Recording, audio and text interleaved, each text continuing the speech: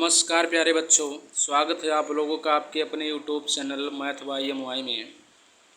प्यारे बच्चों, मैं आज आपको ये बताऊंगा कि किसी द्विघात समीकरण में b कब जीरो रहेगा, कब c जीरो रहेगा, कब b और c दोनों जीरो रहेगा। प्यारे बच्चों, इसके पिछले वीडियो में मैंने आपको द्विघात समीकरण का व्यापक रूप समझाया हुआ है और इस बात को बताया बच्चों कि किसी द्विघात समीकरण में कभी कभी आपको देखने को मिलेगा कि b जीरो होगा या c जीरो होगा, या कभी कभी आप देखने को मिल सकता है बच्चों कि b और c दोनों जीरो हों, और कभी कभी आप देखेंगे बच्चों कि ना ही b जीरो होगा और ना ही बच्चों c जीरो होगा। तो अगर आप बच्चों केस नंबर अगर चौथा लेना चाहें, केस नंबर 4, तो ऐसा भी कह सकते हैं बच्चों कि कभी कभी आपको ये देखने को मिलेगा कि ना ही बच्चों b जीरो होगा और ना ही बच्चों c जीरो होगा। कभी कभी आपको ऐसा भी देखने को मिल सकता है। तो बच्चों, अगर ना ही b जीरो हो ना ही c जीरो हो, तो इसका मतलब वो द्विघात समीकरण हमारा इस प्रकार होगा। क्योंकि मैंने शुरू में बता दिया है कि ये का मान कभी जीरो नहीं हो सकता है, क्योंकि अगर ये जीरो आ जाएगा तो केवल ये जो बी एक्स प्लस सी बराबर जीरो आप देख रहे हैं, ये हमारा एक रैखिक समीकरण हो जाएगा बच्चों। तो अगर केस नंबर चौथा में अगर बच्चों अगर b की वैल्यू जीरो नहीं है, अगर c की वैल्यू जीरो नहीं है, तो अगर वो जो द्विघात समीकरण होगा बच्चों इस प्रकार होगा, X square plus B X plus C बराबर जीरो के टाइप का होगा। चलिए बच्चों, मैं आपको एग्जाम्पल समझाता हूँ। यहाँ पर प्यारे बच्चों मैंने लिखा हुआ है भिन्न भिन्न रूप में द्विघात समीकरण के उदाहरण। भिन्न भिन्न रूप में द्विघात समीकरण के उदाहरण मैं आपको दूंगा बच्चों। चलिए बच्चों, हम पहला उदाहरण आपको देते हैं कि जब कोई द्विघात समीकरण ये X square plus B X plus C बराबर जीरो के रूप का हो बच्चों। ठीक बच्चों, यहाँ से मैं आपको एक बात बताना चाहता हूँ कि यहाँ पर जो आप ये देख रहे हैं ये हमारा एक्स स्क्वायर का गुणांक है, और जो ये बच्चों आप b देख रहे हैं ये हमारा b को बोलते हैं कि ये x का गुणांक है, और c को बोलते हैं बच्चों कि ये x जीरो का गुणांक है। ठीक, तो बच्चों यहाँ से देखिए x square minus x minus 9 बराबर जीरो। तो बच्चों यहाँ पर एक्स स्क्वायर का गुणांक कुछ नहीं है, तो आप एक लिख सकते हैं क्योंकि एक्स स्क्वायर एकन्नम एक्स। ठीक, यहाँ पर देखिए, अब बच्चों यहाँ पर देखिए ये है और यहाँ पर ये की जगह पर एक है, तो ये की वैल्यू 1 हो जाएगी। फिर देखिए बच्चों यहाँ पर x का गुणांक b है, तो यहाँ पर x का गुणांक माइनस का 1 है, तो b की वैल्यू बच्चों -1 हो जाएगी। और ये जो बच्चों -9 आप देख रहे हैं हमारा c का मान हो जाएगा। तो बच्चों देखिए ये जो द्विघात समीकरण आप देख रहे हैं ये इस प्रकार का, ये X square plus B X plus C बराबर जीरो के रूप का है। चलिए बच्चों अगला एग्जाम्पल देखते हैं। देखिए बच्चों यहाँ पर ये का मान 5 है, b का मान -2 है और c का मान बच्चों 6 है। तो आप बच्चों देखिए ये जो एग्जाम्पल देख रहे हैं ये X square plus B X plus C बराबर जीरो के रूप का है। चलिए आगे देखते हैं बच्चों। फिर देखिए बच्चों यहाँ पर देखिए लिखा हुआ है 3x square plus 4x plus 8 बराबर जीरो। यहाँ पर बच्चों देखिए ये का मान 3 है, b का मान 4 है, c का मान बच्चों 8 है। ठीक, फिर यहाँ देखिए बच्चों लिखा है -x स्क्वायर। ठीक, तो बच्चों देखिए यहाँ पर एक बात आपको समझनी है कि -x स्क्वायर तो बच्चों आप ऐसा भी लिख सकते हैं -1 गुणे एक्स स्क्वायर, क्योंकि बात एक ही है। और बच्चों यहाँ पर देखिए कि ये की जो वैल्यू है बच्चों वो -1 है। ठीक है, यहाँ पर बच्चों -1 होनी चाहिए, ये बराबर -1। ठीक, फिर बच्चों देखिए b का जो मान है वो 6 है और फिर c की जो वैल्यू है बच्चों वो 12 है। ठीक, अब बच्चों मैंने यहाँ पर समझा दिया कि कोई द्विघात समीकरण ये X square plus B X plus C बराबर जीरो के रूप का भी हो सकता है।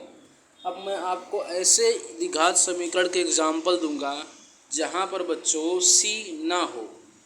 यहाँ पर देखिए मैंने लिखा हुआ है कि जब किसी द्विघात समीकरण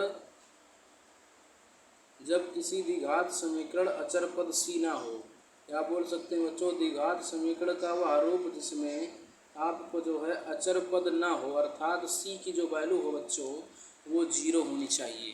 ठीक, तो बच्चों यहाँ से आप क्लियरली यहाँ पर देख सकते हैं बहुत ही अच्छी तरीके से इस बात को प्यारे बच्चों की। देखिए यहाँ पर देखिए ये लिखा है बच्चों माइनस का एक्स स्क्वायर, तो बच्चों यहाँ पर हो जाएगा ये का गुणांक हो जाएगा बच्चों, यहाँ पर -1 होना चाहिए बच्चों, सॉरी, ये बराबर -1। ठीक, तो बच्चों देखिए यहाँ पर b की जो वैल्यू है बच्चों वो -9 है, और आप बच्चों देख रहे हैं कि इस द्विघात समीकरण में आपको c नहीं दिख रहा है, तो इसका मतलब बच्चों c जो है 0 है। जो चीज़ आपको ना दिखे वो 0 है बच्चों। यहाँ से देखिए ये का जो मान हो जाएगा बच्चों वो 1 हो जाएगा, और b का मान बच्चों 2 हो जाएगा, और c का मान बच्चों 0। यहाँ से फिर देखिए ये का मान बच्चों -5, b की वैल्यू बच्चों 1 हो जाएगी, और c आपको नहीं दिख रहा है तो c का मान बच्चों 0 हो जाएगा। फिर देखिए बच्चों लिखा हुआ है -12x² + 13x बराबर 0। यहाँ से बच्चों देखिए ये का जो मान है बच्चों वो -12 है, और b का मान बच्चों 13 है, मगर आपको c नहीं दिख रहा होगा। c का मतलब बच्चों अचर पद, और अचर पद का मतलब कोई गिनती होनी चाहिए। तो देखिए कोई गिनती अब नहीं दिख रहा है आपको, तो c का मान इसका मतलब 0 है। यहाँ से देखिए बच्चों 11x² - 27x बराबर 0। यहाँ पर ये का जो मान है बच्चों आप देख रहे होंगे 11 है, और b का मान बच्चों -27 है, और बच्चों आपको c नहीं दिख रहा होगा, तो c की जो वैल्यू हो जाएगी बच्चों वो 0 हो जाएगी। ठीक, ऐसे बच्चों आप देख सकते हैं ये वाला कि -6x² - 3x बराबर 0। ठीक बच्चों, यहाँ पर ये का जो मान है बच्चों ये -6 है, ये -6 होना चाहिए, ये बराबर -6।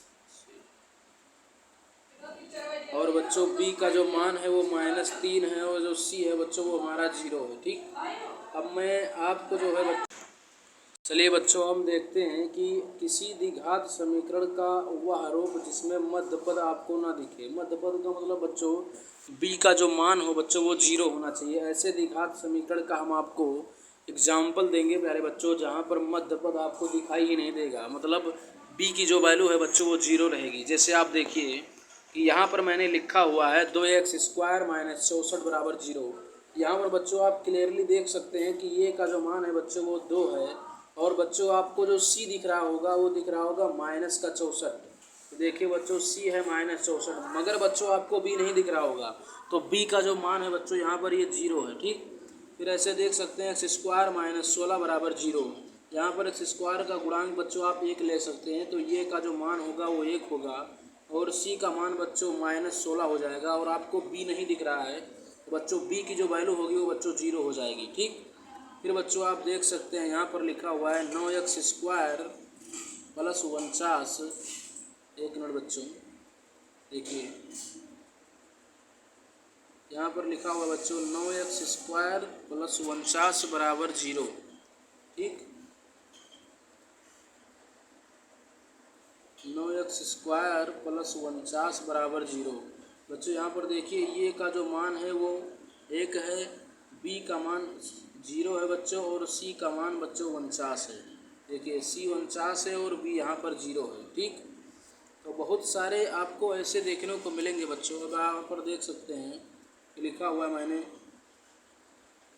-2x² - 4 बराबर 0। तो देखिए बच्चों ये का मान -2, b का मान 0 और c का मान -4।